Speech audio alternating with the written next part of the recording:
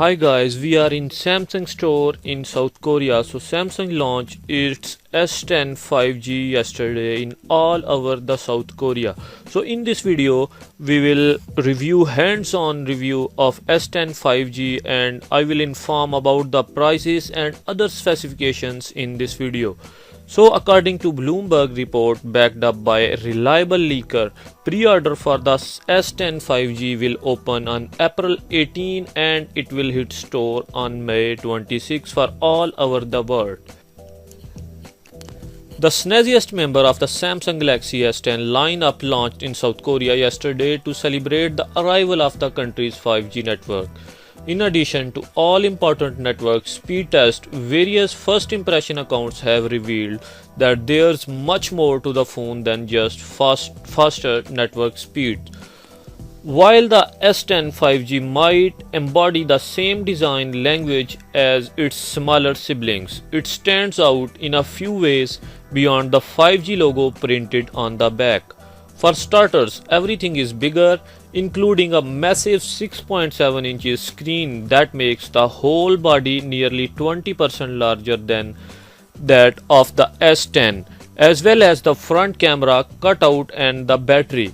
While an increase to 4500 mAh is substantial, 5G will suck up most of that extra juice.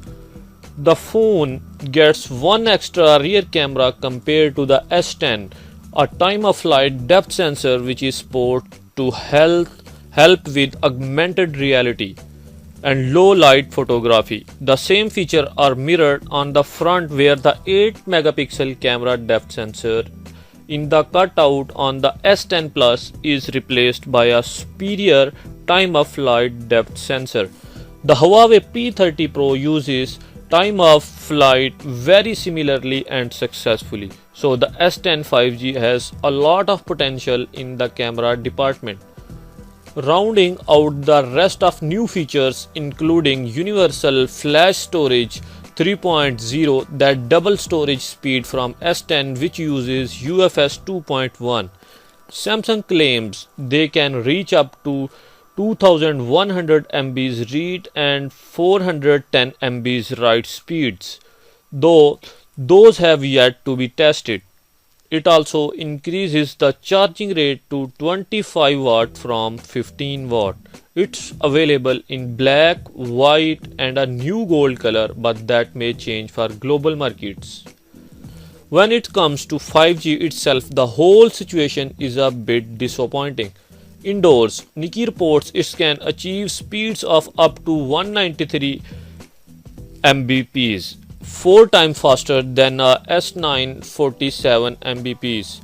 Outdoors though, it could reach 430 Mbs, which downloading a popular 1.9 GB game 4G finished the task in 6 minutes and 28 seconds.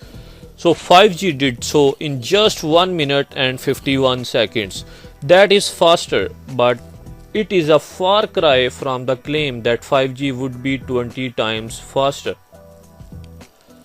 So if we talk about the prices, so converting the South Korean prices to US dollars, Samsung keeps the prices pretty much identical between the two countries.